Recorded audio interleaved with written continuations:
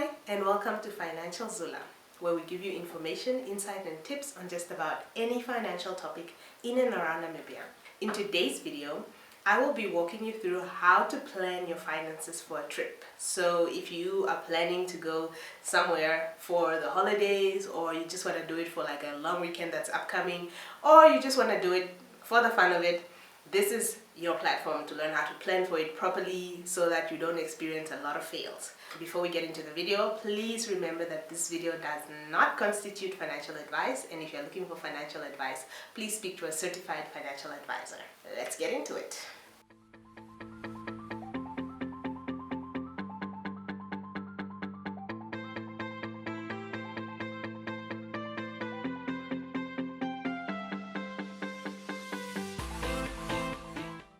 Okay, so the first thing that you need to do when you're planning your trip is you need to start with the end goal in mind. So you need to know, when is the trip going to happen, what's the location for the trip, like where are you going. So you need to say, in December I'm going to Mokoti Lodge. That is how you'd start. So you start with the end goal in mind with a specific location and a date, and then you'll be able to start planning. If you don't know, you're just in the air, then it'll be very difficult for you to start planning, because what are you planning for, and when is it? And start with the end goal in mind. Start with seeing yourself wherever you want to have your trip, and on that time or during that season. You don't want to plan a nice swimming trip and then it's in winter. Unless you like swimming in winter, that's your thing, then okay, but yeah, start with the end goal in mind. Okay, so the second thing when planning your trip is you need to know your costs. If you know your costs, then you'll know what range you're willing to go, to what degree you're willing to spend for this trip. And you need to do your research on where you're going and how much it costs. And this way you'll be able to really avoid fails in your trip. So you need to know your accommodation, what are the costs for the bed that I'm going to be staying in, because you need somewhere to stay during the trip. You need to know the costs for your food, if breakfast is included, do you also need lunch, do you also need dinner, and the activities. You're not gonna go on a trip just to spend your whole time in a bedroom, right? You wanna move around and see the location. Probably the reason why you have chosen that place is because there's stuff happening there that you would like to do. So you need to plan for that. You need to plan for your transport to get there, to come back, and to move around while you're there. And the last thing that a lot of people always forget is just some extra money in case you find something there. So this is an emergency money. So if you go somewhere and there's an activity you didn't plan for, but now you really want to go for it, you will not be digging deep into your pockets for that activity, because you have already catered for that situation. If you get there and there's a nice shop with something that you would really like, then again, you don't have to go into your savings to get the money, because you've already planned. In case there's something I want to buy, then yeah, you have money set up for it. And what this also helps you is just so you know exactly how much you're going to spend on the trip, or there won't be surprises. You won't be there and oh my gosh, I forgot about food. So, and then you're there starving because you can't afford the food because it wasn't part of your plans. So get that food. So know your costs. So the final thing you need to do when planning your trip is, yes, it's the final thing you need to do. It's that short, it's that simple. It's not complicated. I mean, it's a trip. But the final thing you need to do when planning your trip is sorting out your finances.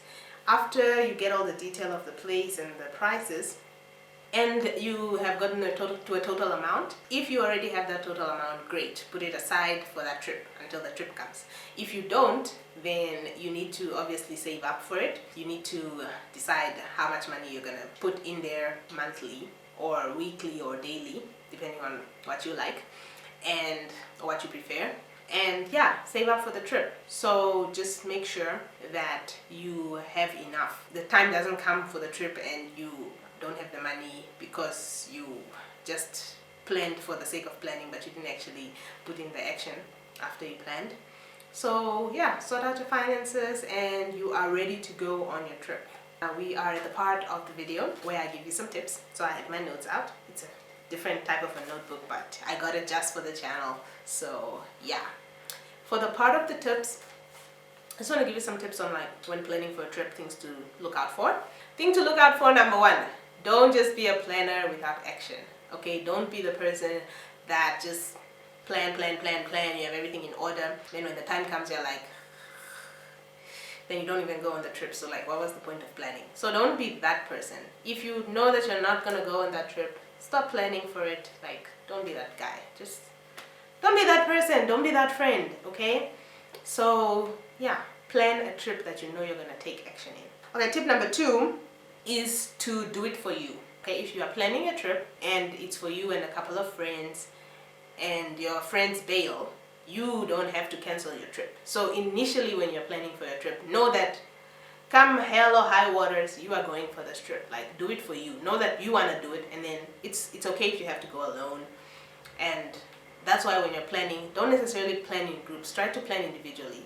If it happens to be like you go in a group and then there's a discount for a group, then great, you save for the trip.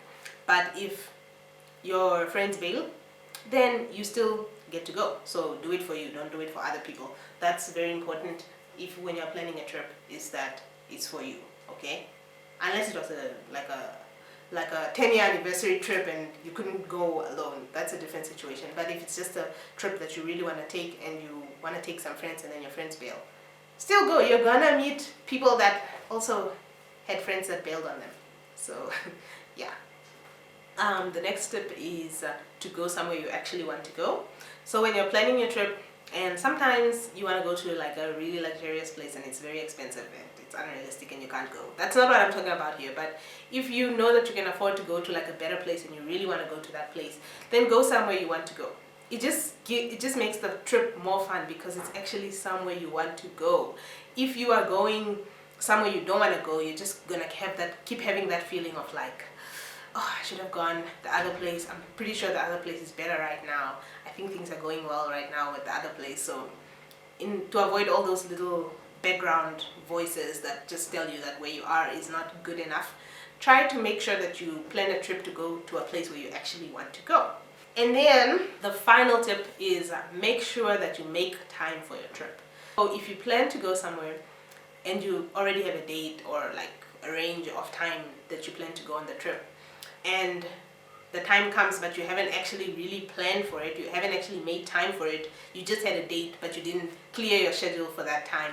Like if you're at work, you didn't put in leave for that time, you know, it becomes frustrating because now it's time to go on your trip and like you don't actually have the time for it because there's work that has come up that you need to do and whatnot. You need to already plan, and whatever, when someone brings work to you and stuff, you're like, okay, it's fine, but just know that around this time I'm off. Okay, if you are the person that needs to take leave at work, have your leave already pre-approved before you go so that everybody knows the time of the trip you can go. And like, it just takes out the frustration, and it takes away that, you know, the friend that bails because they have to work. That doesn't have to be you if you make time for your trip. Okay, so thank you so much for coming all the way to the end. Thank you for watching. If you are new to Financial Zula, welcome, and we're really glad to have you here. Please like and subscribe and share the video with your friends. And if you're a returning subscriber, welcome back, and thank you for joining us once again for this video. And yeah, thank you for the love and support. We hope to keep seeing you on each and every one of our videos, and thank you for joining us, and thank you for watching, and we'll see you in the next video. I see you when the days gone by.